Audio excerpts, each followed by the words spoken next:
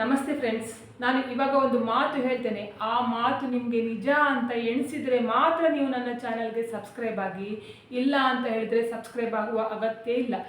ಅದು ಯಾವ ಮಾತು ಅಂತ ಹೇಳಿದರೆ, ತುಂಬ ಜನ ಏನು ಮಾಡ್ತಾರೆ ಅಂತ ಹೇಳಿದರೆ ವಾಟ್ಸಪ್ಪಲ್ಲಿ ಸ್ಟೇಟಸ್ ಹಾಕ್ತಾರೆ. ದೊಡ್ಡ ದೊಡ್ಡ ಸೆಲೆಬ್ರಿಟಿಗಳು, ಅಂಬಾನಿಯ ಹೆಂಡತಿ ಆಗಲಿ ಅಥವಾ ಬೇರೆಯವರಾಗಲಿ, ದೊಡ್ಡ ದೊಡ್ಡ ಶ್ರೀಮಂತರಿದ್ದಾರಲ್ವಾ, ಅವರು ಬರೀ ಮಾಂಗಲ್ಯ ಚೈನ್ ಹಾಕ್ಕೊಂಡು ಒಂದು ಫಂಕ್ಷನ್ಗೆ ಹೋದರೂ ಕೂಡ ನೋಡಿ, ಅವರು ಎಷ್ಟು ಸಿಂಪಲ್ ಆಗಿದ್ದಾರೆ.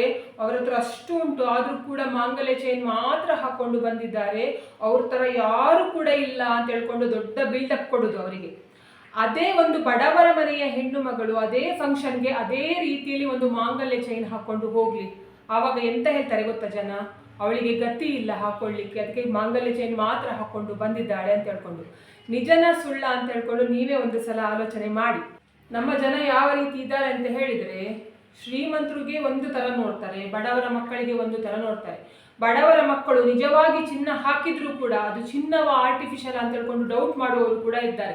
ಯಾವುದಾದ್ರೂ ಒಂದು ಫಂಕ್ಷನ್ಗೆ ಹೋಗಲಿ, ಚಿನ್ನದ್ದೇ ಹಾಕ್ಕೊಂಡೇ ಹೋಗಲಿ, ಅವರು ಆರ್ಟಿಫಿಷಿಯಲ್ ತುಂಬಿಸ್ಕೊಂಡು ಬಂದರೂ ಕೂಡ ಪರವಾಗಿಲ್ಲ, ಕುತ್ತಿಗೆ ತುಂಬ ಆರ್ಟಿಫಿಷಿಯಲ್ ಹಾಕ್ಕೊಂಡು ಬಂದರೂ ಕೂಡ ಪರವಾಗಿಲ್ಲ. ಬೇರೆಯವರಿಗೆ ಅಲ್ಲಿ ಹೋಗಿ ಹೇಳುವುದುಂಟು, ಏನಂತ ಹೇಳಿದರೆ ಅದು ಚಿನ್ನದ ಆರ್ಟಿಫಿಷಿಯಲಾ, ಇದು ಯಾವಾಗ ಮಾಡಿಸ್ಕೊಂಡಿದ್ದು, ಇವರಿಗೆ ಅಗತ್ಯ ಉಂಟು, ಅದು ಅವ್ರು ಯಾವಾಗ ಬೇಕಾದರೆ ಮಾಡಿಸ್ಕೊಳ್ಳಿ, ಯಾವಾಗ ಬೇಕಾದರೆ ತಗೊಳ್ಳಿ, ಅದು ಚಿನ್ನದೇ ಬೇಕಾದರೆ ಆಗಿರಲಿ, ಆರ್ಟಿಫಿಷಿಯಲ್ ಬೇಕಾದರೆ ಆಗಿರಲಿ. ನಿಮ್ಮ ಹತ್ರ ಬಂದು ಅವರು ಕೇಳಿದ್ರ, ಒಂದು ವೇಳೆ ಅದು ಅವರು ಹಾಕಿದ್ದು ನಿಜವಾದ ರಿಯಲ್ ಗೋಲ್ಡ್ ಆಗಿದ್ದು, ಅಂದರೆ ಅವರದ್ದು ಗೋಲ್ಡ್ ಆಗಿದ್ದರೆ ಅದರಲ್ಲಿ ಗೊತ್ತಾಗ್ತದಲ್ವಾ, ಅದರಲ್ಲಿ ಸೀಲೆಲ್ಲ ಇರ್ತದೆ, ಎಲ್ಲದೂ ಇರ್ತದೆ. ಗೋಲ್ಡ್ ಆಗಿದ್ದು ಒಂದು ವೇಳೆ ನೀವು ಹಾಕಿದ್ದು ಆರ್ಟಿಫಿಷಿಯಲ್ ಆಗಿದ್ರೆ ಉಂಟಲ್ಲ, ಅವರು ಟಕ್ ಅಂತ ಹೇಳ್ಕೊಂಡು ನಿಮ್ಮ ಹತ್ರ ಕೇಳಿದ್ರಲ್ವ, ಹೌದು ನಂದು ಗೋಲ್ಡ್, ನಾನು ಕೈಯಲ್ಲಿ ನಿಮಗೆ ಎತ್ತಿ ಕೊಡ್ತೇನೆ, ಬೇಕಾದರೆ ನೀವು ಹಾಕಿದ್ದೀರ ನೋಡಿ ಅದು ಗೋಲ್ಡ್ ಆರ್ಟಿಫಿಷಿಯಲ್ ಅಂತ ಹೇಳ್ಕೊಂಡು ತೋರಿಸಿ ಅಂತ ಹೇಳ್ಕೊಂಡು ಹೇಳಿದ್ರೆ ನಿಮಗೆ ಮುಖ ಇರ್ತದ? ಒಂದು ವೇಳೆ ಅವರು ಆ ರೀತಿ ಮಾತಾಡಿದರೆ. ಆದ್ದರಿಂದ ಉಂಟಲ್ಲ, ಯಾರ ಹತ್ರನೂ ಕೂಡ ಹೋಗಿ ಈ ಪ್ರಶ್ನೆಯನ್ನು ಕೇಳಲಿಕ್ಕೆ ಹೋಗಬೇಡಿ.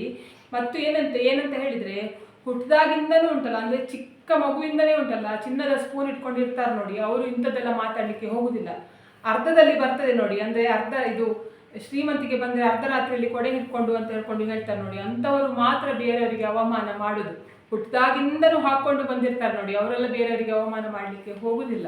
ನಿಮಗೆ ಈ ವಿಷಯದಲ್ಲಿ ಅವಮಾನ ಮಾಡಿದರೆ ಯಾರಾದರೂ, ಅದು ಅವರು ಹುಟ್ಟಿದಾಗಿಂದನೂ ಶ್ರೀಮಂತರಾಗಿದ್ದರೆ ಅಥವಾ ಮಧ್ಯದಲ್ಲಿ ಅವರಿಗೆ ಬಂದಿತ್ತ ಅಂತ ಹೇಳ್ಕೊಂಡು ಒಂದು ಸಲ ನೋಡ್ಕೊಳ್ಳಿ.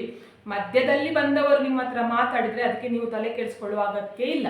ನೋಡಿ, ಇದೊಂದು ನಾನು ಕೆಲವು ಗೃಹಿಣಿಯರಿಗೆ ಹೇಳ್ತಾ ಇರೋದು. ಯಾಕಂತ ಹೇಳಿದರೆ, ಕೆಲವೊಂದು ಫಂಕ್ಷನ್ಗಳಿಗೆ ಹೋದಾಗ ಇಂಥ ಕಂತ್ರಿ ಹೆಂಗಸರು ಇರ್ತಾರೆ ಕೆಲವೊಬ್ಬರು. ಅವರು ಏನಾದರೂ ನಿಮಗೆ ಮಾತಾಡಿದರೆ ನೀವು ಬೇಜಾರು ಮಾಡ್ಕೊಳ್ಳಿಕ್ಕೆ ಹೋಗಬೇಡಿ. ನೀವು ಯಾವ ರೀತಿಯಲ್ಲಿ ಹಣವನ್ನು, ನಿಮಗೆ ಎಷ್ಟು ಹಣ ಸಿಗ್ತದೆ ನೋಡಿ, 10,000 ಸಿಗ್ತದ, 20,000 ಸಿಗ್ತದ, ಅಥವಾ ನೀವು ಕೆಲಸಕ್ಕೆ ಹೋಗ್ತಿಲ್ಲ, ನಿಮ್ಮ ಗಂಡ ಮಾತ್ರ ಕೆಲಸ ಮಾಡ್ತಾ ಇದ್ದಾರಾ, ಹೇಗೆ ಬೇಕಾದರೂ ಇರಲಿ, ನೀವು ಇರುವುದರಲ್ಲಿ ಉಂಟಲ್ಲ ಸ್ವಲ್ಪ ಹಣವನ್ನು ತೆಗೆದಿಟ್ಕೊಂಡು ನೀವು ಚಿನ್ನ ತಗೊಳ್ಳೋದು ಹೇಗೆ ಅಂತ ಹೇಳ್ಕೊಂಡು ನಾನು ಇವತ್ತಿನ ವಿಡಿಯೋದಲ್ಲಿ ಹೇಳ್ತೇನೆ. ಚಿನ್ನದ ವಿಷಯದಲ್ಲಿ ಉಂಟಲ್ಲ, ಯಾರ ಬಳಿ ಕೂಡ ಅವಮಾನ ಆಗುವ ಅಗತ್ಯ ಇಲ್ಲ. ಯಾಕೆ ಅಂತ ಹೇಳಿದರೆ, ನನ್ನ ಮಾತು ಕೇಳಿದರೆ 100ಗೆ 100% ನೀವು ಕೂಡ ಚಿನ್ನ ತಗೊಳ್ಳಿಕ್ಕೆ ಆಗ್ತದೆ. ನಿಮಗೆ ಯಾರು ಮಾತಾಡಿದ್ರು ನೋಡಿ ಕೇವಲವಾಗಿ, ಅವ್ರಿಗಿಂತ 1 ಗ್ರಾಮ್ ಎಕ್ಸ್ಟ್ರಾನೇ ನೀವು ಹಾಕೊಳ್ಳುವ ಹಾಗೆ ಆಗುತ್ತೆ. ಅದು ಕೂಡ ನಿಮ್ಮ ಸ್ವಂತ ಸಂಪಾದನೆಯಲ್ಲಿ. ಅವರು ಯಾರ ಸಂಪಾದನೆದು ಹಾಕೊಳ್ತಾ ಇದ್ದಾರೋ ನಿಮಗೆ ಗೊತ್ತಿಲ್ಲ ಅಲ್ವಾ. ನೀವು ನಿಮ್ಮ ಸ್ವಂತ ಸಂಪಾದನೆಯಲ್ಲಿ ಹಾಕುವ ಹಾಗೆ ನಾನು ಹೇಳಿಕೊಡ್ತೇನೆ. ನೋಡಿ, ಪ್ರತಿಯೊಬ್ಬ ಗೃಹಿಣಿಯರು ಮಾಡಬೇಕಾದ ಕೆಲಸ ಏನಂತ ಹೇಳಿದರೆ, ನಿಮ್ಮ ಮನೆಯಲ್ಲಿ ಉಂಟಲ್ಲ, ನೀವು ಎಷ್ಟು ಕೆಲಸ ಮಾಡ್ತೀರ ನೋಡಿ, ಆ ಕೆಲಸ ಜೊತೆಗೆ ಇದನ್ನು ಕೂಡ ಒಂದು ರೂಢಿ ಮಾಡಿಕೊಳ್ಳಿ. ನೀವು ಒಂದೊಂದು ರೂಪಾಯಿ ಖರ್ಚು ಮಾಡಿದರೂ ಕೂಡ ಆ ಖರ್ಚಿಗೆ ಬರೆದಿಟ್ಕೊಳ್ಳೋದನ್ನು ಕಲ್ತ್ಕೊಳ್ಳಿ. ಅಂದರೆ ಈ ರೀತಿಯಲ್ಲಿ ಬರೆದಿಟ್ಕೊಳ್ಬೇಕು. 1 ರೂಪಾಯಿ ಚಾಕ್ಲೇಟ್ ತೊಗೊಂಡ್ರು ಕೂಡ ನೀವು ಅದನ್ನು ಬರೆದಿಟ್ಕೊಳ್ಬೇಕು, ಆಯಿತಾ? ಇವತ್ತು ನಾನು ಈ ಹಣವನ್ನು ಇಲ್ಲೆಲ್ಲ ಖರ್ಚು ಮಾಡಿದ್ದೇನೆ ಅಂತ ಹೇಳ್ಕೊಂಡು. ಒಂದು ವೇಳೆ ನಿಮಗೆ ಚಿನ್ನ ಹಾಕೊಳ್ಳಿಕ್ಕೆಯೋ ಇಷ್ಟ ಉಂಟು, ನಿಮ್ಮ ಮನೆಯಲ್ಲಿ ನಿಮ್ಮ ಗಂಡ ತಕ್ಷಿ ಕೊಡ್ತಾ ಇಲ್ಲ, ಅಂದರೆ ಚಿನ್ನ ಏನು ಕೂಡ ತಕ್ಷಿ ಕೊಡ್ತಾ ಇಲ್ಲ, ಅವರ ಸಂಪಾದನೆ ಉಂಟಲ್ಲ ಎಲ್ಲದೂ ಕೂಡ ನಿಮ್ಮ ಇದು ಮನೆಯದು ಅಂದರೆ ಜೀವನಕ್ಕೆ ಹೋಗ್ತಾ ಇದೆ, ಊಟ ತಿಂಡಿ ಅಥವಾ ಬೇರೆ ಎಲ್ಲ ಐಟಮ್ಸ್ಗೆ, ಬಟ್ಟೆ ಬರೆ ಅದಕ್ಕೆಲ್ಲೇ ಹೋಗ್ತಾ ಇದೆ. ಮತ್ತು ನಾವು ಚಿನ್ನ ತಗೊಳ್ಳೋದು ಹೇಗೆ ಅಂತ ಹೇಳ್ಕೊಂಡು ಆಲೋಚನೆ ಮಾಡುವವರಿಗೂ ಕೂಡ ನಾನು ಒಂದು ವಿಡಿಯೋ ಮಾಡಿಟ್ಟಿದ್ದೇನೆ, ಮನೆಯಲ್ಲೇ ಕೂತ್ಕೊಂಡು ಮಾಡುವ ಕೆಲಸಗಳು ಯಾವುದು ಅಂತ ಹೇಳ್ಕೊಂಡು. ತುಂಬ ಜನ ಆ ವಿಡಿಯೋ ನೋಡಿಕೊಂಡು ಹೇಳಿದ್ರು, ಏನಂತ ಹೇಳಿದರೆ, ನಮಗೆ ಈ ಥರದ್ದು ಕೆಲಸ ಎಲ್ಲ ಮನೆಯಲ್ಲಿ ಮಾಡಬಹುದು ಅಂತ ಹೇಳ್ಕೊಂಡು ನನಗೆ ಗೊತ್ತಿರಲಿಲ್ಲ. ನಾವೆಲ್ಲ ಎಣಿಸ್ಕೊಂಡಿದ್ದೇವೆ ತುಂಬ ಬಂಡವಾಳ ಹಾಕಿ ಕೆಲಸ ಮಾಡಬೇಕು, ಬಂಡವಾಳ ಇಲ್ಲದೆ ಕೂಡ ಕೆಲಸ ಮಾಡಬಹುದು ಅಂತ ಹೇಳ್ಕೊಂಡು ನೀವು ಹೇಳಿಕೊಟ್ಟಿದ್ದೀರಾ, ತುಂಬ ಥ್ಯಾಂಕ್ಸ್ ಅಂತ ಹೇಳ್ಕೊಂಡು. ಆ ವಿಡಿಯೋ ಒಂದು ವೇಳೆ ನೋಡೋದಾದರೆ ನೋಡಿಕೊಂಡು ಬನ್ನಿ, ಮನೆಯಲ್ಲೆಲ್ಲ ಎಂತೆಲ್ಲ ಕೆಲಸ ಮಾಡ್ಬೋದು, ನಿಮ್ಮ ತಿಂಗಳಿಗೆ ಪ್ರತಿ ತಿಂಗಳು ಹಣ ಹೇಗೆ ಸಂಪಾದನೆ ಮಾಡ್ಬೋದು ಗೃಹಿಣಿಯರು ಅಂತ ಹೇಳ್ಕೊಂಡು ಹೇಳಿಕೊಟ್ಟಿದ್ದೇನೆ. ಎಜುಕೇಷನ್ ಕೂಡ ಅಗತ್ಯ ಇಲ್ಲ, ಅದ್ರ ಜೊತೆಗೆ ನೀವು ಬಂಡವಾಳ ಕೂಡ ಹಾಕೋದು ಬೇಡ. ನೋಡಿ, ಇವಾಗ ಉಂಟಲ್ಲ, ನಿಮಗೆ ಚಿನ್ನ ತೊಗೊಳ್ಬೇಕು ಅಂತ ಹೇಳ್ಕೊಂಡು ಆಸೆ ಉಂಟು, ನಿಮಗೆ ಒಂದು ಪ್ರತಿ ತಿಂಗಳು ಒಂದು 20,000 ಸಂಬಳ ಬರುವುದು. ಅದಕ್ಕಿಂತ ಜಾಸ್ತಿ ಸ್ಯಾಲ್ರಿ ಏನು ಮಾಡಿದ್ರು ಕೂಡ ಬರ್ತಾ ಇಲ್ಲ. 20,000 ಮಾತ್ರ ಬರ್ತಾ ಉಂಟು ಅಂತ ಹೇಳ್ಕೊಂಡು ಹೇಳುವ. ಅದಕ್ಕಿಂತ ಜಾಸ್ತಿ ಸಂಬಳ ತಗೊಳ್ತಾರೆ ಇವಾಗ. ಅದಕ್ಕಿಂತ ಕಡಿಮೆ ತಗೊಳ್ಳುವವರು ಯಾರು ಕೂಡ ಇಲ್ಲ. ಒಂದು ದಿನಕ್ಕೆ ಉಂಟಲ್ಲ 500 ರೂಪಾಯಿಗಿಂತ ಕಡಿಮೆ ದುಡಿಯುವವರು ಯಾರು ಕೂಡ ಇರುವುದಿಲ್ಲ. ಆಯ್ತಾ, 500 ರೂಪಾಯಿ ಅಂತ ಹೇಳಿದರೆ ಒಂದು 15,000 ಆಯ್ತಲ್ವಾ. ಆದ್ರಿಂದ ನಾನು ಹೇಳ್ತಿರೋದು, ಹೆಣ್ಣು ಮಕ್ಕಳಾಗಲಿ ಗಂಡು ಮಕ್ಕಳಾಗಲಿ ಅಷ್ಟು ದುಡಿತಾರೆ. ನಾನು ಇವಾಗ ಇಬ್ಬರದು ಕೂಡ, ಗಂಡ ಹೆಂಡತಿ ಇಬ್ಬರದು ಕೂಡ ಸೇರಿಸಿ 20,000 ಅಂತ ಹೇಳ್ಕೊಂಡು ಲೆಕ್ಕ ಹೇಳುದು. ನಿಮಗೆ ಅದಕ್ಕಿಂತ ಜಾಸ್ತಿ ಸಂಪಾದನೆ ಇದ್ದರೆ ದಯವಿಟ್ಟು ನೀವು ಅದನ್ನು ಜಾಸ್ತಿ ಉಳಿತಾಯ ಮಾಡಬಹುದು. ಅಂದರೆ ಯಾವ ರೀತಿಯಲ್ಲಿ ಅಂತ ಹೇಳಿದರೆ, ಗಂಡ ಮತ್ತು ಹೆಂಡತಿ ಇಬ್ಬರು ಕೂಡ ಕೆಲಸ ಮಾಡ್ತಾ ಇದ್ರೆ ದಯವಿಟ್ಟು ಗಂಡನ ಸಂಪಾದನೆ ಮಾತ್ರ ನಿಮ್ಮ ಇಡೀ ಮನೆ ಮೇಂಟೈನ್ ಮಾಡ್ಕೊಳ್ಳಿಕ್ಕೆ ನೋಡ್ಕೊಳ್ಳಿ, ಪ್ರತಿಯೊಂದು ಐಟಮ್ಸ್ ತರಲಿಕ್ಕೆ. ಹೆಂಡತಿಯ ಸಂಪಾದನೆ ಅಷ್ಟು ಕೂಡ ಸೇವಿಂಗ್ ಮಾಡಿ ಇಡಿ. ಅದು ನಿಮ್ಗೆ ಏನು ಮಾಡುತ್ತೆ ಅಂತ ಹೇಳಿದ್ರೆ, ಮುಂದೆ ನಿಮಗೆ ಕಷ್ಟ ಬರುತ್ತಲ್ಲ ಆ ಸಮಯಕ್ಕೆ ಹೆಲ್ಪ್ ಆಗುತ್ತೆ. ಆದ್ರಿಂದ ನಾನು ಹೇಳ್ತಾ ಇರೋದು, ಇಬ್ಬರದು ಹಣ ಖಾಲಿ ಮಾಡಿಕೊಂಡು ಕೂತ್ಕೊಂಡ್ರೆ ನೀವು ಬೇರೆಯವ್ರ ಹತ್ರ ಕೈ ಚಾಚಬೇಕಾಗುತ್ತೆ. ಗಂಡ ಹೆಂಡತಿ ಕೆಲಸ ಮಾಡಿದ್ರು ಕೂಡ ಏನು ಪ್ರಯೋಜನಕ್ಕಿಲ್ಲ. ಇದು ಬುದ್ಧಿವಂತ ಗೃಹಿಣಿಯರಿಗೆ ಮಾತ್ರ. ಕೆಲವರು ಗೃಹಿಣಿಯರು ಹೇಳ್ತಾರೆ ಏನಂತ ಹೇಳಿದ್ರೆ, ನಾನು ಬೆಳಿಗ್ಗೆಯಿಂದ ಸಾಯಂಕಾಲ ಮನೆ ಕೆಲಸ ಎಲ್ಲ ಮಾಡಿಕೊಂಡು ಬೆಳಿಗ್ಗೆಯಿಂದ ಸಾಯಂಕಾಲ ತನಕ ದುಡ್ಕೊಂಡು ಬರ್ತೇನೆ, ನನಗೆ ತಿಂಗಳಿಗೆ ಇಷ್ಟು ಸಂಪಾದನೆ ಬರುತ್ತೆ ಅಂತ ಹೇಳ್ಕೊಂಡು ಹೇಳ್ತಾರೆ. ಆದರೆ ಅವರ ಹತ್ರ ಎಂತ ಸಹ ಇರುವುದಿಲ್ಲ. ಆಯ್ತಾ, ಎಷ್ಟು ಬೆಳಿಗ್ಗೆಯಿಂದ ಸಾಯಂಕಾಲ ತನಕ ಕೆಲಸ ಮಾಡಿ ಕೂಡ ಅವ್ರ ಹತ್ರ ಎಂತ ಸಹ ಇರುವುದಿಲ್ಲ. ಇನ್ನು ಕೆಲವು ಬುದ್ಧಿವಂತ ಗೃಹಿಣಿಯರು ಯಾವ ರೀತಿ ಇರ್ತಾರೆ ಅಂತ ಹೇಳಿದ್ರೆ, ಅವರು ಕೆಲಸಕ್ಕೆ ಹೋಗೋದಿಲ್ಲ. ಗಂಡನ ಸಂಪಾದನೆಯಲ್ಲೇ ಉಳಿತಾಯ ಮಾಡಿ ಅದರಿಂದ ಕೂಡ ತಗೊಳ್ಳುವವರು ಕೂಡ, ಒಡವೆ ತಗೊಳ್ಳುವವರು ಕೂಡ ಇರ್ತಾರೆ, ಅಥವಾ ಗಂಡನ ಕಷ್ಟ ಸಮಯದಲ್ಲಿ ಕೊಡುವವರು ಕೂಡ ಇರ್ತಾರೆ. ಆಯ್ತಾ, ಅಂದರೆ ಕೆಲಸ ಮಾಡುವವರು ಏನು ಮಾಡ್ತಾರೆ ಅಂತ ಹೇಳಿದರೆ, ನಾನು ಕೆಲಸಕ್ಕೆ ಹೋಗ್ತಿದ್ದೀನಿ ಅಂತ ಹೇಳ್ಕೊಂಡು ಏನು ಮಾಡ್ತಾರೆ ಅಂತ ಹೇಳಿದ್ರೆ, ದಿನಕ್ಕೆ ಒಂದೊಂದು ಡ್ರೆಸ್ ಹಾಕೊಂಡು ಹೋಗಬೇಕು ಅವರಿಗೆ, ಅಥವಾ ಬೇರೆ ಖರ್ಚು ಇರ್ತದೆ. ನಾವು ಕೆಲಸಕ್ಕೆ ಹೋಗೋದಂತ ಹೇಳ್ಕೊಂಡು ನಮಗೆ ಬೇರೆ ಎಲ್ಲ ಜಾಸ್ತಿ ಖರ್ಚು ಇರ್ತದೆ ಅಂತ ಹೇಳಿದ್ರೆ, ನಮ್ಮನ್ನೇ ನೋಡ್ತಾರಲ್ಲ ತುಂಬ ಜನ. ನೋಡುವಾಗ ನಾವು ಒಟ್ರಾಶಿ ಹೋಗ್ಲಿಕ್ಕೆ ಆಗ್ತದ ಅಂತ ಹೇಳ್ಕೊಂಡು ಏನು ಮಾಡ್ತಾರೆ ಅಂತ ಹೇಳಿದ್ರೆ, ದುಡ್ದಿದ್ದ ಹಣವನ್ನೆಲ್ಲ ಹೊರಗಡೆ ಜನರಿಗೆ ತೋರಿಸ್ಲಿಕ್ಕೋಸ್ಕರನೇ ಎಲ್ಲ ಖಾಲಿ ಮಾಡಿಕೊಂಡು ಕೂತ್ಕೊಂಡಿರ್ತಾರೆ. ಆಮೇಲೆ ಹೇಳುದು ಮಾತ್ರ, ನಾವು ಬೆಳಿಗ್ಗೆಯಿಂದ ಕೆಲಸ ಹೋಗ್ತೇವೆ, ರಾತ್ರಿ ತನಕ ಕೆಲಸ ಮಾಡ್ತೇವೆ, ಆದರೂ ಕೂಡ ನಮ್ಮ ಹತ್ರ ಹಣ ಇಲ್ಲ ಅಂತ ಹೇಳ್ಕೊಂಡು. ಇವಾಗ ನಿಮಗೆ ಚಿನ್ನ ತಗೊಳ್ಬೇಕು ಅಂತ ಹೇಳ್ಕೊಂಡು ಆಸೆ ಉಂಟು, ಆಯ್ತಾ, ನಿಮಗೆ ಒಳ್ಳೆ ರೀತಿಯಲ್ಲಿ ಜೀವನ ಮಾಡಬೇಕು ಅಂತ ಹೇಳ್ಕೊಂಡು ಆಸೆ ಉಂಟು ಅಂತ ಹೇಳ್ಕೊಂಡು, ಆದರೆ ಫಸ್ಟ್ ನಿಮ್ಮ ಮೊಬೈಲಲ್ಲಿ ಓಪನ್ ಮಾಡ್ಕೊಳ್ಳಿ. ಏನಂತ ಹೇಳಿದ್ರೆ, ನಿಮ್ಮ ಮೊಬೈಲ್ನಲ್ಲಿ ಯಾವುದೆಲ್ಲ ಆ್ಯಪ್ ಉಂಟು ಡೌನ್ಲೋಡ್ ಮಾಡ್ಕೊಂಡಿದ್ರೆ ಆನ್ಲೈನ್ ಶಾಪಿಂಗ್ ಅಂತ ಹೇಳ್ಕೊಂಡು, ಆಯ್ತಾ, ಯಾವುದೆಲ್ಲ ಉಂಟು ನೋಡಿ ಅದನ್ನೆಲ್ಲ ಡಿಲೀಟ್ ಮಾಡಿ ಹಾಕಿ. ಆನ್ಲೈನಲ್ಲಿ ಬಟ್ಟೆ ಪರ್ಚೇಸ್ ಮಾಡೋದಾಗಲಿ ಅಥವಾ ಮನೆಗೆ ಬೇಕಾದ ಎಲ್ಲ ಐಟಮ್ಸ್ ಎಲ್ಲ ಬರುತ್ತಲ್ಲ, ಅದೆಲ್ಲ ತಗೊಳ್ಳೋದಾದ್ರೆ ನಿಮ್ಗೆ ಏನಾಗುತ್ತೆ ಅಂತ ಹೇಳಿದ್ರೆ, ನಿಮ್ಮ ತಲೆ ಎನ್ನುವುದು ಹಾಳು ಮಾಡುತ್ತೆ. ಪ್ರತಿ ಸಲ ಏನು ಮಾಡುತ್ತೆ ಅಂತ ಹೇಳಿದ್ರೆ, ಅವರು ನಮ್ಮದು ಈ ಐಟಮ್ ಉಂಟು, ಕಡಿಮೆ ರೇಟು ಅಂತ ಹೇಳ್ಕೊಂಡು ಹಾಕ್ತಾ ಇರ್ತಾರೆ. ಅದು ನಿಮಗೆ ಬರುತ್ತಲ್ವಾ ನೋಟಿಫಿಕೇಶನ್ ಬಂದ ಕೂಡಲೇ ನೀವು ಏನು ಮಾಡ್ತೀರ ಅಂತ ಹೇಳಿದ್ರೆ, ಅದನ್ನು ನೋಡ್ತೀರಾ, ಓ ಚಂದ ಉಂಟು ಅಂತ ಹೇಳ್ಕೊಂಡು ಅದನ್ನು ತಗೊಳ್ತೀರಾ. ಆವಾಗ ಏನಾಗುತ್ತೆ ಅಂತ ಹೇಳಿದ್ರೆ, ನಿಮ್ಮ ತಲೆ, ನೀವು ಎಷ್ಟು ಸಂಪಾದನೆ ಮಾಡಬೇಕು ಅಂತ ಹೇಳ್ಕೊಂಡು ಎಣಿಸಿದ್ರು ಕೂಡ, ಎಷ್ಟು ಹಣ ಉಳಿತಾಯ ಮಾಡಬೇಕು ಅಂತ ಹೇಳ್ಕೊಂಡು ಎಣಿಸಿದ್ರು ಕೂಡ ನಿಮ್ಮ ಹತ್ರ ಅದು ಹಣ ಉಳಿತಾಯ ಮಾಡಲಿಕ್ಕೆ ಆಗೋದೇ ಇಲ್ಲ. ಆದ್ದರಿಂದ ನಿಮಗೆ ಯಾವುದೆಲ್ಲ ಆನ್ಲೈನಿಂದ ನೀವು ತಗೊಳ್ತೀರ ನೋಡಿ, ಹಣ ಕೊಟ್ಟು ತೊಗೊಂಡು ಬರ್ತಿದ್ದೀರ ನೋಡಿ ಇಷ್ಟು ದಿವಸ, ಅದೆಲ್ಲದೂ ಡಿಲೀಟ್ ಮಾಡಿಬಿಡಿ. ಅದರದ್ದು ಹೆಸರು ನಾನು ಹೇಳಲಿಕ್ಕೆ ಹೋಗೋದಿಲ್ಲ, ಯಾಕಂತ ಹೇಳಿದ್ರೆ ನನಗೆ ಕಾಪಿರೈಟ್ ಸ್ಟ್ರೈಕ್ ಬರುತ್ತೆ ಹೇಳಿದರೆ. ಆಯಿತಾ, ಯಾವುದೆಲ್ಲ ಆ್ಯಪ್ ಅಂತ ಹೇಳ್ಕೊಂಡು ನೀವು ಎಣಿಸ್ಕೊಳ್ಳಿ. ಇವಾಗ ಬಟ್ಟೆ ತೊಗೊಳ್ತೀರಾ, ಅಥವಾ ನಿಮಗೆ ಚಪ್ಪಲಿ ತೊಗೊಳ್ತೀರಾ, ಅಥವಾ ನಿಮಗೆ ಮನೆಗೆ ಬೇಕಾದ ಐಟಮ್ಗಳನ್ನು ತೊಗೊಳ್ತೀರಾ. ಐಟಮ್ ಅಂತ ಹೇಳಿದರೆ ತಿನ್ನಲಿಕ್ಕೆಲ್ಲ ಅಲ್ಲ, ಬೇರೆ ಎಲ್ಲ. ಆಯಿತಾ, ಅದನ್ನೆಲ್ಲ ಡಿಲೀಟ್ ಮಾಡಿ. ನೀವು ಉಂಟಲ್ಲ, ಆವಾಗ ಏನಾಗುತ್ತೆ ಅಂತ ಹೇಳಿದ್ರೆ, ನಿಮ್ಮದು ಹಣ ಸೇವಿಂಗ್ ಮಾಡಲಿಕ್ಕೆ ಆಗುತ್ತೆ. ಹೇಗೆ ಅಂತ ಹೇಳಿದರೆ, ಇವಾಗ ನೋಡಿ, ನೀವು ಆನ್ಲೈನಲ್ಲಿ ಬಟ್ಟೆ ತೊಗೊಳ್ತೀರಾ, ಆ ಬಟ್ಟೆ ಅಷ್ಟು ಒಳ್ಳೇದಿರುತ್ತಾ, ಕ್ವಾಲಿಟಿ ಕಡಿಮೆ ರೇಟಲ್ಲಿ ಕೊಟ್ಟಿದ್ದಾರೆ ಅಂತ ಹೇಳ್ಕೊಂಡು ತೊಗೊಳ್ತೀರಾ. ಅದು ಏನಾಗಿರುತ್ತೆ ಅಂತ ಹೇಳಿದ್ರೆ, ನೀವು ಬೇಕಾದರೆ ಬಟ್ಟೆ ಅಬ್ಸರ್ವ್ ಮಾಡಿ. ಏನಂತ ಹೇಳಿದ್ರೆ, ಒಂದು ಸಲ ಯಾರೋ ಹಾಕೊಂಡಿರುವಂತಹ ಬಟ್ಟೆ ನಿಮಗೆ ಸಿಗುವುದು, ಒಂದೇ ಗಲೀಜಾಗಿರುತ್ತೆ, ಇಲ್ಲ ಅಂತ ಹೇಳಿದರೆ ಒಂದು ಎಕ್ಸ್ಟ್ರಾ ಸ್ಟಿಚ್ ಬಿಚ್ಚಿದ ಹಾಗೆ ಇರುತ್ತೆ. ಬೇಕಾದರೆ ನೀವು ನೋಡ್ಕೊಳ್ಳಿ, ಅಬ್ಸರ್ವ್ ಮಾಡಿ. ನಾನು ಕೂಡ ಒಂದು ಸಲ ತಗೊಂಡಿದ್ದೇನೆ, ಆ ಬಕ್ರಾಗಿದ್ದೇನೆ. ಆದ್ದರಿಂದ ನಾನು ಹೇಳ್ತಾ ಇರೋದು, ಯಾರು ಕೂಡ ತಗೊಳ್ಬೇಡಿ ಆನ್ಲೈನಲ್ಲಿ ಅಂತ ಹೇಳ್ಕೊಂಡು. ಒಂದು ಸ್ಟಿಚ್ ತೆಗೆದಿರ್ತಾರೆ, ಅಂದರೆ ಯಾರೋ ಒಬ್ಬರು ಬಟ್ಟೆಯನ್ನು ಹಾಕೊಂಡು ರಿಟರ್ನ್ ಮಾಡಿದ್ರೆ, ಯಾವುದೋ ಒಂದು ಫಂಕ್ಷನ್ಗೂ ಎಲ್ಲಿಗೂ ಹೋಗಿರ್ತಾರೆ, ಆಮೇಲೆ ಅದು ಬೇಡ ಅಂತ ಹೇಳ್ಕೊಂಡು ರಿಟರ್ನ್ ಮಾಡಿರ್ತಾರೆ. ನೀವು ನಿಮಗೆ ಬೇಕು ಅಂತ ಹೇಳ್ಕೊಂಡು ನೀವು ಪರ್ಚೇಸ್ ಮಾಡುವಾಗ ಅವರು ನಿಮಗೆ ತಂದು ಕೊಡ್ತಾರೆ. ನೀವು ಚಂದ ಉಂಟು ಅಂತ ಹೇಳ್ಕೊಂಡು ನೀವು ಹಾಕ್ತೀರಾ. ಯಾರ್ಯಾರೋ ಹಾಕಿರುವ ಬಟ್ಟೆಯನ್ನು ಹಾಕುವ ಬದಲು ಉಂಟಲ್ಲ, 3 ತಿಂಗಳಿಗೆ ಅಥವಾ 4 ತಿಂಗಳಿಗೆ ಒಂದು ಸಲ ಬಟ್ಟೆ ತೊಗೊಂಡ್ರೆ ಸಾಕಾಗುತ್ತೆ. 4 ತಿಂಗಳಿಗೆ ಒಂದು ಬಟ್ಟೆ ತೊಗೊಂಡ್ರೆ ನೋಡಿ, ಒಂದು ಬಟ್ಟೆ ಅಂತ ಹೇಳಿದರೆ ಒಳ್ಳೆ ಕ್ವಾಲಿಟಿದು ಬಟ್ಟೆ ತೊಗೊಂಡ್ರೆ ಒಂದು ಬಟ್ಟೆ ಒಂದು 4 ತಿಂಗಳು ಹಾಕೊಳ್ಳಿಕ್ಕಾಗುತ್ತೆ. ನೀವು ಕೆಲಸಕ್ಕೆ ಹೋಗುವರಾದರೂ ಕೂಡ. ನೀವು ಆನ್ಲೈನಲ್ಲಿ ತುಂಬ ಬಟ್ಟೆ ತೊಗೊಂಡ್ರಿ ಅಂತ ಹೇಳ್ಕೊಂಡು ಹೇಳುವ, ನಿಮಗೆ ಅಲ್ಲಿ ಕಡಿಮೆ ರೇಟಲ್ಲಿ ಸಿಕ್ತು ಅಂತ ಹೇಳ್ಕೊಂಡು ಆ ಬಟ್ಟೆ ಒಗಿಲಿಕ್ಕೆ ಕೂಡ ಆಗೋದಿಲ್ಲ. ನಾನು ಕಣ್ಣಾರಿ ನೋಡಿದ್ದೇನೆ. ಏನಂತ ಹೇಳಿದರೆ, ಬಟ್ಟೆ ಒಗೆಯುವುದಿಲ್ಲ. ನಾನು ಕೆಲಸಕ್ಕೆ ಹೋಗೋರು ಯಾರಂತ ಹೇಳ್ಕೊಂಡು ಹೇಳಲಿಕ್ಕೆ ಹೋಗೋದಿಲ್ಲ. ಅವ್ರು ಏನು ಮಾಡ್ತಾರೆ ಅಂತ ಹೇಳಿದರೆ, ಆನ್ಲೈನಲ್ಲಿ ಯಾವತ್ತು ನೋಡಿದ್ರು ಅವ್ರ ಮನೆಗೆ ಏನಾದರೂ ಒಂದು ಬರ್ತಾ ಇರುತ್ತೆ. ಆಯಿತಾ, ಬಟ್ಟೆಗಳದ್ದು ರಾಶಿ, ಬಟ್ಟೆ ಆಗಲಿ ಚಪ್ಪಲಿ ಆಗಿ ಒಂದು ಬರ್ತಾ ಇರುತ್ತೆ. ಆ ಬಟ್ಟೆ ಒಗಿಲಿಕ್ಕೆ ಕೂಡ ಆಗೋದಿಲ್ಲ. ಒಗೆದ್ರೆ ಕಲರ್ ಹೋಗ್ತದೆ, ಇಲ್ಲದಿದ್ರೆ ಹಾಳಾದ ಅಂದರೆ ಕಡಿಮೆ ರೇಟಿದ್ದು ಬಟ್ಟೆ ಆಗಿರೋ ಕಾರಣಕ್ಕೆ ಕಲರ್ ಹೋಗ್ತದೆ ಅಥವಾ ಅದು ಹಾಳಾಗಿ ಹೋಗ್ತದೆ. ಆದ್ದರಿಂದ ಏನು ಮಾಡ್ತಾರೆ ಅಂತ ಹೇಳಿದರೆ ಹಾಕೊಳ್ಳೋದು ಹಾಗೆ ಒಣಗಿಸೋದು, ಪುನಃ ಅದನ್ನೇ ಹಾಕ್ಕೊಂಡು ಹೋಗೋದು. ಆ ಹೊಟ್ಟೆ ಒಣಗಿಸಿರ್ತಾರಲ್ವ ಅದ್ರ ಹತ್ರ ಪಾಸ್ ಆದರೆ ಸಾಕು, ಆ ಬೆವರು ವಾಸನೆ ತಡೀಲಿಕ್ಕೆ ಆಗೋದಿಲ್ಲ, ಆ ರೀತಿಯಲ್ಲಿ ಇರುತ್ತೆ. ಅದ್ರ ಬದಲು ಉಂಟಲ್ಲ, ನೀವು ಚೆನ್ನಾಗಿರುವ ಬಟ್ಟೆಯನ್ನು ತಗೊಳ್ಳಿ, ಒಂದು 200 ರೂಪಾಯಿ ಜಾಸ್ತಿ ಆದರೂ ಕೂಡ ಪರವಾಗಿಲ್ಲ, 4 ತಿಂಗಳು ಹಾಕ್ಲಿಕ್ಕೆ ಆಗ್ತದಲ್ವಾ. ಚೆನ್ನಾಗಿರುವ ಬಟ್ಟೆಯನ್ನೇ ತಗೊಳ್ಳಿ, ಆಮೇಲೆ ಒಂದು ಸಲ ಹಾಕಿದ ನಂತರ ನೀವು ವಾಶ್ ಮಾಡಿಬಿಡಿ. ಯಾಕಂತ ಹೇಳಿದ್ರೆ ಇವಾಗ ಬ್ಲ್ಯಾಕ್ ಮ್ಯಾಜಿಕ್ ಎಲ್ಲ ಮಾಡುವವರೆಲ್ಲ ಜಾಸ್ತಿ ಇದ್ದಾರೆ. ನೀವು ಬೆವರಿನ ಬಟ್ಟೆಯನ್ನು ಹಾಗೆ ಹಾಕಿದ್ರೆ ಅದನ್ನು ಬಟ್ಟೆಯನ್ನು ಯಾರಾದರೂ ಎತ್ಕೊಂಡು ಹೋದರೆ ಕಡೆಗೆ ಎಂತಾದರೂ ಮಾಡಿದರೆ ಕಷ್ಟ. ಆದ್ದರಿಂದ ಆನ್ಲೈನಲ್ಲಿ ಯಾವ ಕಾರಣಕ್ಕೂ ಕೂಡ ಶಾಪಿಂಗ್ ಮಾಡಲಿಕ್ಕೆ ಹೋಗಬೇಡಿ. ಆನ್ಲೈನ್ ಆ್ಯಪ್ಗಳನ್ನೆಲ್ಲ ಡಿಲೀಟ್ ಮಾಡಿಬಿಡಿ.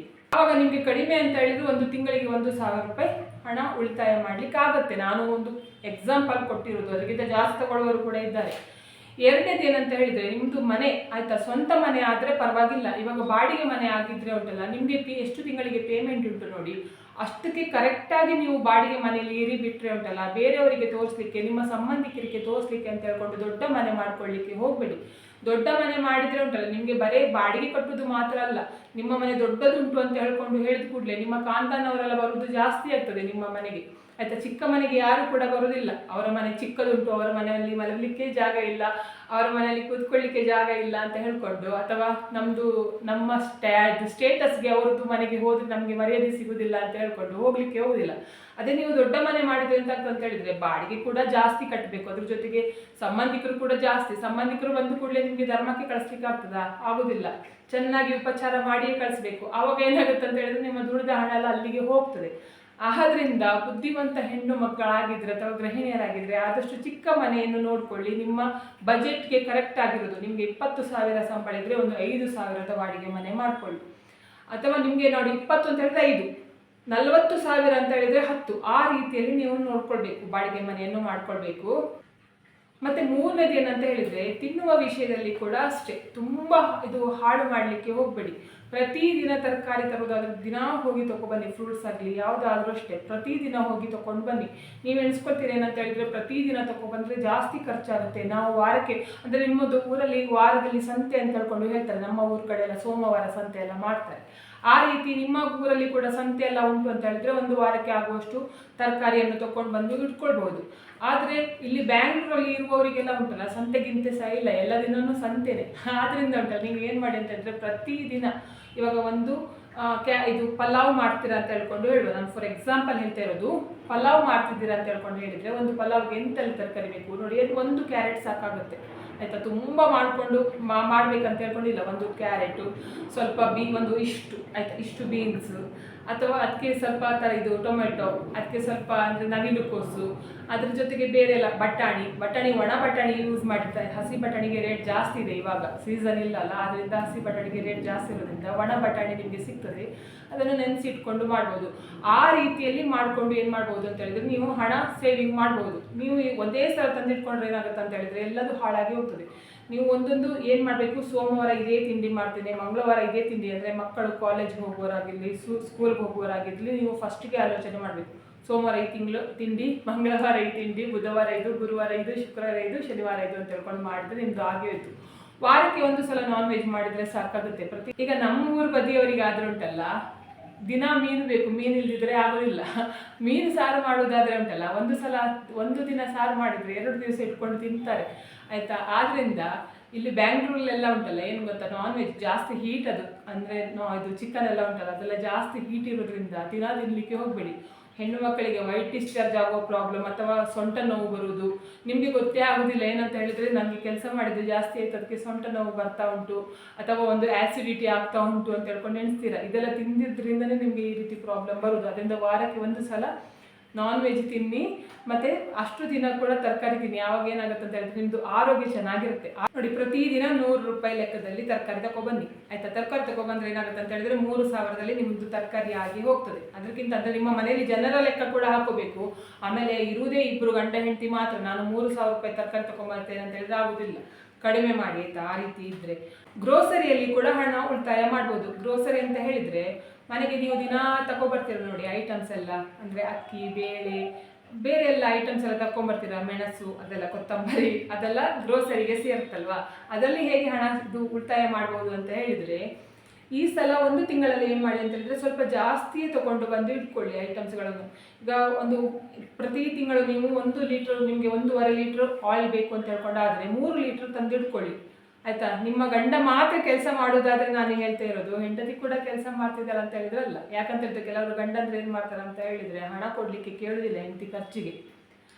ಆದ್ದರಿಂದ ನೀವು ತಗೊಳ್ಬೇಕಲ್ಲ, ಆ ಕಾರಣಕ್ಕೆ ಹೇಳ್ತಾ ಇರೋದು. ಏನಂತ ಹೇಳಿದ್ರೆ 1.5 ಲೀಟ್ರ್ ಒಂದು ಪ್ರತಿ ತಿಂಗಳು ಖರ್ಚಾಗ್ತಾ ಉಂಟು ಆಯಿಲ್ಗೆ ಅಂತ ಹೇಳಿದ್ರೆ 3 ಲೀಟ್ರ್ ಆಯಿಲ್ ಬರೀರಿ. ಆಮೇಲೆ ಏನು ಮಾಡಿ ಅಂತ ಹೇಳಿದ್ರೆ ಪ್ರತಿಯೊಂದು ಐಟಮ್ಸ್ಗಳನ್ನು ಕೂಡ ಉಂಟಲ್ಲ 2 ತಿಂಗಳಿಗೆ ಆಗುವಷ್ಟು ಬರೀರಿ. ಆವಾಗ ಏನಾಗುತ್ತೆ ಅಂತ ಹೇಳಿದ್ರೆ ನಿಮ್ಮ ಗಂಡ ಕೇಳ್ತಾರೆ, ಬಿಲ್ ತೋರಿಸಿ ಎಷ್ಟಾಗಿದೆ ನೋಡುವ ಅಂತ ಹೇಳ್ಕೊಂಡು ಆಯಿತಾ. ಆವಾಗ ತೋರಿಸಿ, ಇಷ್ಟು ನೋಡಿ ಇಷ್ಟು ಆಯಿತು ಅಂತ ಹೇಳ್ಕೊಂಡು ತೋರಿಸಿ. ಆವಾಗ ಅವರು ಅಷ್ಟು ಅಮೌಂಟ್ ಕೊಡ್ತಾರಲ್ಲ, ಮುಂದಿನ ತಿಂಗಳು ಏನು ಮಾಡಿ ಅಂತ ಹೇಳಿದ್ರೆ ಐಟಮ್ಸ್ಗಳನ್ನೆಲ್ಲ ಕಡಿಮೆ ಬರೀರಿ. ಯಾಕಂತ ಹೇಳಿದ್ರೆ ಆಲ್ರೆಡಿ ನೀವು ಹೋದ ತಿಂಗಳೇ ತಂದು ಇಟ್ಕೊಂಡಿದ್ದೀರಲ್ವಾ, ಅದು ಜಾಸ್ತಿ ನಿಮಗೆ ಖರ್ಚಾಗಿರುವುದಿಲ್ಲ. ಕಡಿಮೆ ಬರೀರಿ. ಅವರಿಗೆ ಹೇಳಿ, ನಿಮಗೆ ಹೋದ ತಿಂಗಳು ನಾನು ತೋರಿಸ್ತಿಲ್ವಾ ಬಿಲ್ ಎಷ್ಟು ಬರ್ತದೆ ಅಂತ ಹೇಳ್ಕೊಂಡು, ಇವಾಗ ರೇಟ್ ಎಲ್ಲ ಜಾಸ್ತಿ ಆಗಿದೆ ಅಷ್ಟೇ ಬಿಲ್ ಬರೋದು ಅಂತ ಹೇಳ್ಕೊಂಡು ಹೇಳಿ. ಆವಾಗ ಅವರು ಕೊಡ್ತಾರೆ, ಅವರಿಗೆ ಗೊತ್ತಿರ್ತದೆ ಎಷ್ಟು ಕೊಟ್ಟಿದ್ದೇನೆ ಅಂತ ಹೇಳ್ಕೊಂಡು ಅಷ್ಟು ಕೊಡ್ತಾರೆ. ಆವಾಗ ಏನು ಮಾಡಿ ಅಂತ ಹೇಳಿದ್ರೆ ಆ ಹಣವನ್ನು ನೀವು ನಿಮಗೆ ತೆಗೆದಿಟ್ಕೊಳ್ಳಿ. ಮತ್ತು ಕೇಬಲ್ ಆದರೂ ಕೂಡ ಅಷ್ಟೇ, ಕೇಬಲಲ್ಲಿ ಏನು ಮಾಡ್ಬೋದು ಅಂತ ಹೇಳಿದ್ರೆ ನಿಮಗೆ ಯಾವುದೆಲ್ಲ ಅಗತ್ಯ ಇಲ್ಲ ನೋಡಿ, ಆ ಚಾನಲ್ಗಳನ್ನೆಲ್ಲ ತೆಗೆದು ಬಿಡಿ. ನಿಮಗೆ ಅದು ನೋಡುವ ಅಗತ್ಯ ಇಲ್ಲ. ಸುಮ್ಮನೆ ಯಾಕೆ ಫುಲ್ ಯಾವುದು ಟಿ ವಿಯೇ ಹಾಕೋದಿಲ್ಲ ಕೆಲವರ ಮನೆಯಲ್ಲಿ. ಇವಾಗ ನಮ್ಮ ಮನೆ ಥರದವರು ಕೂಡ ಇರ್ತಾರೆ, ನಮ್ಮ ಮನೇಲಿ ಟಿ ವಿ ಆನೇ ಮಾಡೋದಿಲ್ಲ, ಟಿ ವಿ ಹಾಕೋದೇ ಇಲ್ಲ. ಸುಮ್ಮನೆ ಕೇಬಲ್ ಬಿಲ್ ಕೊಟ್ಕೊಂಡು ಕೂತ್ಕೊಳ್ಳೋದು ಯಾಕೆ ಅಂತ ಹೇಳ್ಕೊಂಡು ಈಗ ನಾನು ಕೇಬಲ್ ಕಲೆಕ್ಷನ್ ಕೂಡ ತೆಗೆದು ಹಾಕಿದ್ದೇನೆ. ಇದು ಟಿ ವಿ ಯಾರು ಕೂಡ ನೋಡೋದಿಲ್ಲ ಅಂತ ಹೇಳ್ಕೊಂಡು, ನಮ್ಮ ಮನೆ ಥರ ನಿಮ್ಮ ಮನೆಯಲ್ಲಿ ಕೂಡ ಇರ್ಬೋದು, ಟಿ ವಿಯೇ ನೋಡೋದಿಲ್ಲ ಸುಮ್ಮನೆ ಇರ್ತದೆ ಅಂತ ಹೇಳ್ಕೊಂಡಿದ್ರೆ ಅದನ್ನು ಕೂಡ ಅಗತ್ಯ ಇಲ್ಲ. ಮತ್ತು ಮೊಬೈಲ್ ರೀಚಾರ್ಜಲ್ಲಿ ಕೂಡ ಅಷ್ಟೇ. ಮತ್ತು ಪೆಟ್ರೋಲ್ ಕೂಡ ಹಾಗೆ, ನಿಮಗೆ ಅಗತ್ಯ ಇರುವ ಜಾಗದಲ್ಲಿ ಹತ್ತಿರದಲ್ಲಿ ಜಾಗ ಹೋಗ್ಲಿಕ್ಕೆ ಉಂಟು ಅಂತ ಹೇಳ್ಕೊಂಡಾದ್ರೆ ನೀವು ಗಾಡಿ ಯೂಸ್ ಮಾಡಲಿಕ್ಕೆ ಹೋಗಬೇಡಿ. ಹತ್ತಿರದಲ್ಲಿ ಹೋಗೋದಾದ್ರೆ ಉಂಟಲ್ಲ, ದಯವಿಟ್ಟು ನಡ್ಕೊಂಡು ಹೋದ್ರೆ ನಿಮ್ಮ ಜೀವಕ್ಕೆ ಅಂದರೆ ನಿಮ್ಮ ಬಾಡಿಗೆ ಕೂಡ ಎಕ್ಸಸೈಸ್ ಆಗುತ್ತೆ. ನೀವು ಗಾಡಿಯಲ್ಲಿ ಕೂತ್ಕೊಂಡು ಹೋಗ್ತಾ ಇದ್ರೆ ನೀವು ಎಂತಾಗ್ತದೆ ಅಂತ ಹೇಳಿದ್ರೆ ದಿನಕ್ಕೆ ಹೋದಾಗೆ ಆನೆ ಥರ ಆಗ್ತಾ ಹೋಗ್ತೀರ. ಅದು ಆಮೇಲೆ ನಿಮ್ಮ ಶೇಪೇ ಚೇಂಜ್ ಆಗಿ ನೀವೇ ಹೌದಾ ಅಲ್ವಾ ಅಂತ ಹೇಳ್ಕೊಂಡು ಕಂಡು ಹಿಡಿಯೋದು ಕಷ್ಟ ಜನರು. ಆದ್ದರಿಂದ ಹತ್ತಿರ ಹೋಗ್ಲಿಕ್ಕೆ ಉಂಟು ಅಂತ ಹೇಳ್ಕೊಂಡು ಆದರೆ ಉಂಟಲ್ಲ, 1 ಕಿಲೋಮೀಟರ್ 2 ಕಿಲೋಮೀಟರ್ ಅಂತ ಹೇಳ್ಕೊಂಡು ಆದರೆ ನಡ್ಕೊಂಡೇ ಹೋಗಿ. ದೂರ ಹೋಗ್ಲಿಕ್ಕೆ ಉಂಟು, ಗಾಡಿ ಬೇಕೇ ಬೇಕು ಅಂತ ಹೇಳ್ಕೊಂಡು ಆದರೆ ಮಾತ್ರ ಅಂತಹ ಜಾಗಕ್ಕೆ ಗಾಡಿ ತಗೊಂಡು ಹೋಗಿ ಬಿಟ್ರೆ ಎಲ್ಲ ಕಡೆ. ಒಂದು ಹಾಲು ತಗೊಂಡ್ಬರ್ಲಿಕ್ಕೂ ಕೂಡ ಈ ರೋಡಲ್ಲಿ ಮನೆ ಇರ್ತದೆ, ಈ ರೋಡ ಕೊನೆಯಲ್ಲಿ ಹಾಲಿದು ಬೂತ್ ಇರುತ್ತೆ, ಇಲ್ಲಿಂದ ಅಲ್ಲಿಗೆ ಹೋಗ್ಲಿಕ್ಕೆ ಗಾಡಿ ತಗೊಂಡು ಹೋಗೋದು. ಹಾಗೆ ಮಾಡಿದ್ರೆ ಉಂಟಲ್ಲ ನಿಮಗೆ ಪೆಟ್ರೋಲ್ ಉಂಟಲ್ಲ ಇವಾಗಿದ್ದು ರೇಟ್ ಎಷ್ಟು ಉಂಟು ಅಂತ ಹೇಳ್ಕೊಂಡು ನಿಮಗೆ ಗೊತ್ತುಂಟಲ್ಲ. ಆದ್ದರಿಂದ ಆ ಹಣವನ್ನು ಕೂಡ ಸ್ವಲ್ಪ ಜಾಗೃತೆಯಾಗಿ ಖರ್ಚು ಮಾಡಿ. ಇವಾಗ ಟ್ಯೂಷನ್ದು ಕೂಡ ಹಾಗೆ, ಇವಾಗ ನಿಮಗೆ ಒಂದು ವೇಳೆ ಓದಲಿಕ್ಕೆ ಬರ್ತದೆ, ಮಕ್ಕಳಿಗೆ ಹೇಳಿಕೊಡ್ಲಿಕ್ಕೆ ಬರ್ತದೆ ಅಂತ ಹೇಳಿದ್ರೆ ಉಂಟಲ್ಲ, ನೀವು ಏನು ಮಾಡ್ಬೋದು ಅಂತ ಹೇಳಿದ್ರೆ ಟ್ಯೂಷನ್ ನಿಮ್ಮ ಮಕ್ಕಳಿಗೆ ನೀವು ಮನೆಯಲ್ಲಿ ಹೇಳ್ಬೋದು. 1,500 ತನಕ ಉಳಿಸ್ಲಿಕ್ಕಾಗ್ತದೆ. ಕೆಲವರು ನೋಡಿ ಟ್ಯೂಷನ್ಗೆಲ್ಲ ಏನು ಮಾಡ್ತಾರೆ ಅಂತ ಹೇಳಿದ್ರೆ ಹೇಳಿಕೊಡೋದು ಎಂತ ಸಹ ಇಲ್ಲ, ಟ್ಯೂಷನ್ಲಿ ಎಂತ ಸಹ ಹೇಳಿಕೊಡೋದಿಲ್ಲ, ಬರೀ ಹೋಮ್ವರ್ಕ್ ಒಂದು ಬರೆದು ಕಳಿಸ್ತಾರೆ. ಆ ಹೋಮ್ವರ್ಕ್ ನಮಗೆ ಮನೇಲಿ ಬರ್ಸ್ಲಿಕ್ಕಾಗೋದಿಲ್ವಾ? ಆ ಹೋಮ್ವರ್ಕ್ ಬರ್ಸ್ಲಿಕ್ಕೋಸ್ಕರ ನಾವು 1,500 ರೂಪಾಯಿ ಟ್ಯೂಷನ್ಗೆ ಕೊಡಬೇಕಾ? ಆದ್ದರಿಂದ ಒಂದು ವೇಳೆ ನಿಮಗೆ ಆ ರೀತಿದು ಟ್ಯೂಷನ್ ಎಲ್ಲಾದರೂ ಮಾಡ್ತಾ ಇದ್ದಾರೆ, ಬರೀ ಹೋಮ್ವರ್ಕ್ ಮಾತ್ರ ಕಳಿಸಿಕೊಡ್ತಾ ಇದ್ದಾರೆ, ನಮ್ಮ ಮಕ್ಕಳು ಟ್ಯೂಷನ್ಗೆ ಹೋದ ನಂತರ ಏನು ಕೂಡ ಇಂಪ್ರೂವ್ ಇಲ್ಲ, ಅದೇ ರೀತಿಯಲ್ಲಿ ಇದ್ದಾರೆ. ಮುಂಚೆ ಟ್ಯೂಷನ್ಗೆ ಹೋಗೋಕ್ಕಿಂತ ಮುಂಚೆ ಯಾವ ರೀತಿ ಮಾರ್ಕ್ ತರ್ತಾ ಇದ್ರು ನೋಡಿ, ಇವಾಗ ಟ್ಯೂಷನ್ಗೆ ಹೋದ ನಂತರನೂ ಕೂಡ ಅದೇ ರೀತಿ ಮಾರ್ಕ್ ತರ್ತಾ ಇದ್ದಾರೆ ಅಂತ ಹೇಳ್ಕೊಂಡಾದರೆ ನೀವು ಒಂದ್ಸಲ ಆಲೋಚನೆ ಮಾಡಿ ಅವರು ಎಷ್ಟು ಚಂದ ಹೇಳಿಕೊಡ್ತಾ ಇದ್ದಾರೆ ಅಂತ ಹೇಳ್ಕೊಂಡು. ಅಂತಹ ಟ್ಯೂಷನ್ ಎಲ್ಲ ಕಳಿಸುವ ಬದಲು ಉಂಟಲ್ಲ ನೀವು ಮನೆಯಲ್ಲೇ ಹೇಳಿಕೊಡಿ. ಮನೆಯಲ್ಲಿ ಅವರ ಮನೆಯಲ್ಲಿ ಉಂಟಲ್ಲ ಅವರು ಮೊಬೈಲ್ ಯೂಸ್ ಮಾಡ್ತಾ ಇದ್ದಾರೆ, ಆ ಮೊಬೈಲನ್ನು ತಗೊಳ್ಳಿ ಮಕ್ಕಳ ಕೈಯಿಂದ. ನೀವು ಸ್ವಲ್ಪ ಹೊತ್ತು ಕೂತ್ಕೊಳ್ಳಿ, ನಿಮ್ಮದು ಹೆದರಿಕೆ ಇದ್ದರೆ ಉಂಟಲ್ಲ ಮಕ್ಕಳು ಕೂತ್ಕೊಂಡು ಹೋಮ್ವರ್ಕ್ ಮಾಡ್ತಾರೆ, ನೀವು ಹೇಳಿಕೊಡ್ಬೇಕಂತ ಇಲ್ಲ, ನೀವು ದೊಡ್ಡ ಕಣ್ಣು ಮಾಡಿಕೊಂಡು ಮಕ್ಕಳನ್ನೇ ನೋಡಿಕೊಂಡು ಕೂತ್ಕೊಂಡ್ರೆ ಸಾಕು, ಅವರು ಬೇಗ ಹೋಮ್ವರ್ಕ್ ಎಲ್ಲ ಮುಗಿಸ್ತಾರೆ ಆಯಿತಾ. ಆಮೇಲೆ ಓದು ಅಂತ ಹೇಳ್ಕೊಂಡು ಕೂತ್ಕೊಂಡ್ರೆ ಓದ್ತಾರೆ. ನೀವು ಉಂಟಲ್ಲ ಮಕ್ಕಳು ಓದ್ತಾ ಇರಬೇಕಾದ್ರೆ ನೀವು ಕೂಡ ಹಾಗೆ ಮೊಬೈಲ್ ನೋಡ್ಕೊಂಡು ಕೂತ್ಕೊಳ್ಳೋದು, ಟಿ ವಿ ನೋಡ್ಕೊಂಡು ಕೂತ್ಕೊಳ್ಳೋದು ಮಾಡಲಿಕ್ಕೆ ಹೋಗಬೇಡಿ. ಮಕ್ಕಳನ್ನೇ ನೋಡ್ತಾ ಇರಿ, ಯಾವಾಗ ಅವರು ಓದ್ತಾರೆ. ಇದರಲ್ಲಿ ಕೂಡ ಉಂಟಲ್ಲ ನಿಮ್ಗೆ ಏನು ಮಾಡ್ಬೋದು ಅಂತ ಹೇಳಿದ್ರೆ 1,500 ರೂಪಾಯಿ ಉಳಿಸ್ಲಿಕ್ಕಾಗುತ್ತೆ. ಆಮೇಲೆ ನೋಡಿ ನಾನು ಇಲ್ಲಿ ಬರೆದಿಟ್ಕೊಂಡಿದ್ದೇನೆ ನೋಡಿ, ನಿಮಗೆ ಇದರಲ್ಲೆಲ್ಲ ಎಲ್ಲೆಲ್ಲ ಉಳಿಸ್ಲಿಕ್ಕೆ ಆಗ್ತದೆ ನೋಡಿ. ಇದು ನಾನು 20,000ದ್ದು ಇದರಲ್ಲಿ ಹಾಕಿದ್ದೇನೆ ನೋಡಿ, 20,000ದ್ದು ಪೇಮೆಂಟಲ್ಲಿ ಲೆಕ್ಕ ಹಾಕಿದ್ದೇನೆ ನೋಡಿ, ಇಷ್ಟೆಲ್ಲ ಹಾಕಿದ್ದೇನೆ ನೋಡಿ. ನಾನು ಹೇಳಿದ ರೀತಿಯಲ್ಲೇ ನೀವು ಖರ್ಚು ಮಾಡಿದರೆ ಉಂಟಲ್ಲ ನೋಡಿ, ಫಸ್ಟಿಂದ ನೋಡ್ಕೊಳ್ಳಿ. ನಾನು ಹೇಳಿದ ರೀತಿಯಲ್ಲಿ ಖರ್ಚು ಮಾಡಿದರೆ ನಿಮಗೆ ಏನಾಗುತ್ತೆ ಅಂತ ಹೇಳಿದ್ರೆ ಪ್ರತಿ ತಿಂಗಳು ನಿಮಗೆ 20,000 ಸ್ಯಾಲ್ರಿ ಉಂಟು ಅಂತ ಹೇಳ್ಕೊಂಡಾದರೆ 3,800 ರೂಪಾಯಿ ನಿಮಗೆ ಉಳಿತಾಯ ಮಾಡಲಿಕ್ಕೆ ಆಗ್ತದೆ ನೋಡಿ. 3,800 ರೂಪಾಯಿ ಉಳಿತಾಯ ಮಾಡಲಿಕ್ಕಾಗುತ್ತೆ. ಆ 3,800 ರೂಪಾಯಿ ಏನು ಮಾಡಿ ಅಂತ ಹೇಳಿದ್ರೆ ಇವಾಗ ಚಿನ್ನದ ರೇಟ್ ಉಂಟಲ್ಲ ತುಂಬ ಕಡಿಮೆ ಆಗಿದೆ, 12,000 ರೂಪಾಯಿ ಆಗಿದೆ ಗ್ರಾಮಿಗೆ. 18,000-19,000 ಇತ್ತು. ಚಿನ್ನ ಹಣ ಎಲ್ಲ ಕೂಡಿಟ್ಕೊಂಡವ್ರು ಏನು ಮಾಡ್ತಿದ್ದಾರೆ ಅಂತ ಹೇಳಿದ್ರೆ ಈಗ ಬೇಗ ಚಿನ್ನ ತಗೊಳ್ತಾ ಇದ್ದಾರೆ. ಕಡಿಮೆ ರೇಟ್ ಆಗಿದೆ, ಮುಂದೆ ಹೇಗೆ ಆಗ್ತದೆ ಅಂತ ಹೇಳ್ಕೊಂಡು ಗೊತ್ತಿಲ್ಲ ಅಂತ. ಇಲ್ಲದೆ ಇರುವವರಿಗೆ ಎಂತ ಆಗ್ತದೆ, ಚಿನ್ನದ್ದು ರೇಟ್ ಕಡಿಮೆ ಆದರೂ ಕೂಡ ಒಂದೇ, ಜಾಸ್ತಿ ಆದರೂ ಕೂಡ ಒಂದೇ, ನಮಗೆ ತಗೊಳ್ಳಿಕ್ಕೆ ಆಗೋದಿಲ್ಲ ಅಂತ. ಈ ರೀತಿ ನೀವು ಹಣ ಸೇವಿಂಗ್ ಮಾಡಿಟ್ಕೊಂಡ್ರೆ ಏನು ಮಾಡ್ಬೋದು ಅಂತ ಹೇಳಿದ್ರೆ, ಚಿನ್ನದ ಕಾಯಿನ್ಗಳನ್ನು ತಗೋಬೋದು. 1 ಗ್ರಾಮ್ದು ಕಾಯಿನ್. ಚಿನ್ನ ಡಿಸೈನ್ ತಗೊಳ್ಳಿಕ್ಕೆ ಹೋಗಬೇಡಿ. ಅಂದರೆ ಡಿಸೈನ್ ಅಂತ ಹೇಳಿದ್ರೆ ಇವಾಗ ನಿಮಗೆ ಒಂದು ಬಳೆ ತಗೊಳ್ಬೇಕಾಗಿದ್ರೆ ನಿಮಗೆ ಅದರಲ್ಲೆಲ್ಲ ಅಷ್ಟು ಹಣದಲ್ಲೆಲ್ಲ ಬಳೆ ಎಲ್ಲ ತಗೊಳ್ಳಿಕ್ಕೆ ಆಗೋದಿಲ್ಲ, ತುಂಬ ಹಣ ಬೇಕಾಗುತ್ತೆ. ಆದ್ದರಿಂದ ನಾನು ಹೇಳ್ತಾ ಇರೋದು, ನೀವು ಕಾಯಿನ್ಸ್ಗಳನ್ನು ತಗೊಳ್ಳಿ. ನಿಮ್ಮ ಹತ್ರ ಉಂಟಲ್ಲ, ಒಂದು ಚಿನ್ನ ಮಾಡಲಿಕ್ಕೆ ಎಷ್ಟು ಬೇಕು ಅಂತಂದರೆ, ಒಂದು ಡಿಸೈನ್ ಮಾಡಲಿಕ್ಕೆ, ಒಂದು ನೆಕ್ಲೆಸ್ ಮಾಡಲಿಕ್ಕೆ ಅಂತ ಹೇಳ್ಕೊಂಡು ಹೇಳುವ ಒಂದು 20 ರಿಂದ 25 ಗ್ರಾಮ್ಸ್ ಬೇಕು ಅಂತ ಹೇಳ್ಕೊಂಡು ಆದರೆ ಉಂಟಲ್ಲ, ಕಾಯಿನ್ಸನ್ನು ಒಟ್ಟು ಮಾಡಿ ಇಟ್ಕೊಳ್ಳಿ. 1 ಗ್ರಾಮ್ದು ಕಾಯಿನ್ ತೊಗೊಂಡ್ರೆ ಸಾಕಾಗುತ್ತೆ. ನೀವು 5 ಗ್ರಾಮ್ದು 10 ಗ್ರಾಮ್ದು ಕಾಯಿನ್ಸ್ ತೊಗೊಳ್ಬೇಕಂತ ಇಲ್ಲ. ಇವಾಗ ನಿಮಗೆ 1 ಗ್ರಾಮ್ಸ್ದು ಕಾಯಿನ್ಸ್ ತಗೊಳ್ಳುವಷ್ಟು ಹಣ ನಿಮ್ಮ ಹತ್ರ ಸೇವಿಂಗ್ ಆಗಿದೆ ಅಂತ ಹೇಳಿದರೆ ಬೇಗನೆ ಹೋಗಿ ತಗೊಂಡು ಬನ್ನಿ. ಯಾಕೆ ಹೇಳ್ತಿದ್ದೇನೆ ಅಂತ ಹೇಳಿದರೆ, ಆಮೇಲೆ ನಿಮ್ಮ ಹತ್ರ ಹಣ ಉಳಿತದೆ ಅಂತ ಹೇಳ್ಕೊಂಡು ಗ್ಯಾರಂಟಿ ಇಲ್ಲ. ನಿಮಗೆ ಕಡೆಗೆ ಬೇರೆ ನೋಡಿದ ಕೂಡಲೇ ಬೇರೆ ಕಡೆ ಮನಸ್ಸು ಹಾರಿ ಹೋಗಲಿಕ್ಕೆ ಉಂಟು, ಆಯಿತಾ? ಆಗ ಚಿನ್ನ ತಗೊಳ್ಳಿಕ್ಕೆ ಆಗೋದಿಲ್ಲ. 1 ಗ್ರಾಮ್ಸ್ದು ನಿಮ್ಮ ಹತ್ರ 18,000 ಆಗಿದೆ ಅಂತ ಹೇಳ್ಕೊಂಡು ಹೇಳಿದರೆ, ಈಗ 18,000 ಆಗಿದೆ ಅಂತ ಹೇಳಿದ್ರೆ ಬೇಗನೆ ಹೋಗಿ ತಗೊಂಡು ಬನ್ನಿ. ಆಮೇಲೆ ಪುನಃ ಹಣ ಸೇವಿಂಗ್ ಮಾಡಿ, ಪ್ರತಿ ತಿಂಗಳು ಸೇವಿಂಗ್ ಮಾಡಿ ಖಂಡಿತ ಹಣ ಚಿನ್ನ ತಗೊಳ್ಳಿಕ್ಕೆ ಆಗುತ್ತೆ. ಆದ್ದರಿಂದ ಗೃಹಿಣಿಯರು ಎಲ್ಲೆಲ್ಲ ಹಣ ಉಳಿತಾಯ ಮಾಡಲಿಕ್ಕೆ ಆಗ್ತದೆ ನೋಡಿ, ದಯವಿಟ್ಟು ಆ ಜಾಗದಲ್ಲಿ ಹಣ ಉಳಿತಾಯ ಮಾಡಿ. ನಿಮ್ಮ ಮಕ್ಕಳಿಗಂತ ಹೇಳ್ಕೊಂಡಲ್ಲ, ನಿಮಗೋಸ್ಕರ ನೀವು ಒಡವೆ ತಗೊಳ್ಳಿ, ಮುಂದೆ ನಿಮಗೆ ಹಾಕೊಳ್ಳಿಕ್ಕಾಗುತ್ತೆ. ನಿಮಗೆ ಆಡ್ಕೊಂಡಿದ್ದಾರೆ ನೋಡಿ, ಆಡ್ಕೊಂಡವರ ಎದುರಿಗೆ ನಿಮಗೆ ಚಿನ್ನದ ಒಡವೆಯನ್ನು ಹಾಕೊಳ್ಳುವ ಇದು ಯೋಗ ಉಂಟಲ್ಲ. ಇವತ್ತು ಶುಕ್ರವಾರ ಆಗಿರುವ ಕಾರಣಕ್ಕೆ, ಶುಕ್ರವಾರ ಲಕ್ಷ್ಮಿಯ ಪೂಜೆ ಮಾಡಿಕೊಂಡೆ ನಾನು ಹೇಳ್ತಿದ್ದೇನೆ, ನಿಮಗೆ ಆಡ್ಕೊಂಡು ನಕ್ಕವರ ಎದುರುಗಡೆ ನಿಮಗೆ ಕೂಡ ಒಡವೆ ಹಾಕೊಳ್ಳುವ ಯೋಗ ಸಿಗುತ್ತೆ. ಕಷ್ಟಪಟ್ಟು ಸೇವಿಂಗ್ ಮಾಡಿ, ಆವಾಗ ಖಂಡಿತ ನಿಮಗೆ ತಗೊಳ್ಬಹುದು. ನೋಡಿದ್ರಲ್ಲ ಇವತ್ತಿನ ವಿಡಿಯೋದಲ್ಲಿ ನಾನು ಎಲ್ಲೆಲ್ಲ ಹಣ ಸೇವಿಂಗ್ ಮಾಡಿಕೊಂಡು ನಿಮಗೆ ಚಿನ್ನ ತಗೊಳ್ಬಹುದು ಅಂತ ಹೇಳ್ಕೊಂಡು ಹೇಳಿಕೊಟ್ಟಿದ್ದೇನೆ. ಇವತ್ತಿನ ವಿಡಿಯೋ ನಿಮಗೆ ಇಷ್ಟ ಆದರೆ ಪ್ಲೀಸ್ ವಿಡಿಯೋಗೆ ಲೈಕ್ ಮಾಡಿ, ಆದಷ್ಟು ಜನರಿಗೆ ವಿಡಿಯೋನ ಶೇರ್ ಮಾಡಿ, ಕಮೆಂಟ್ ಮಾಡಿ. ನನ್ನ ಚಾನಲ್ಗೆ ಸಬ್ಸ್ಕ್ರೈಬ್ ಆಗಿ, ನನ್ನ ಚಾನಲ್ಗೆ ಸಬ್ಸ್ಕ್ರೈಬ್ ಆದರೆ ನನಗೊಂದು ಸಪೋರ್ಟ್ ಸಿಕ್ಕಿದ ಹಾಗೆ ಆಗ್ತದೆ. ಮತ್ತು ನಾನು ಹೀಗೆ ಒಳ್ಳೆ ವಿಡಿಯೋನ ನಿಮ್ಮ ಜೊತೆಗೆ ಶೇರ್ ಮಾಡ್ತೇನೆ. ಇವತ್ತಿನ ವಿಡಿಯೋ ಯಾರೆಲ್ಲ ನೋಡಿದಿರಾ ಅಥವಾ ನೋಡಲಿಲ್ಲ, ಎಲ್ಲರಿಗೂ ಕೂಡ ಒಳ್ಳೆಯದಾಗಲಿ ಅಂತ ನಾನು ಕೂಡ ದೇವರಲ್ಲಿ ಬೇಡ್ಕೊಳ್ತಿದ್ದೇನೆ. ಎಲ್ಲರಿಗೂ ಒಳ್ಳೆಯದಾಗಲಿ.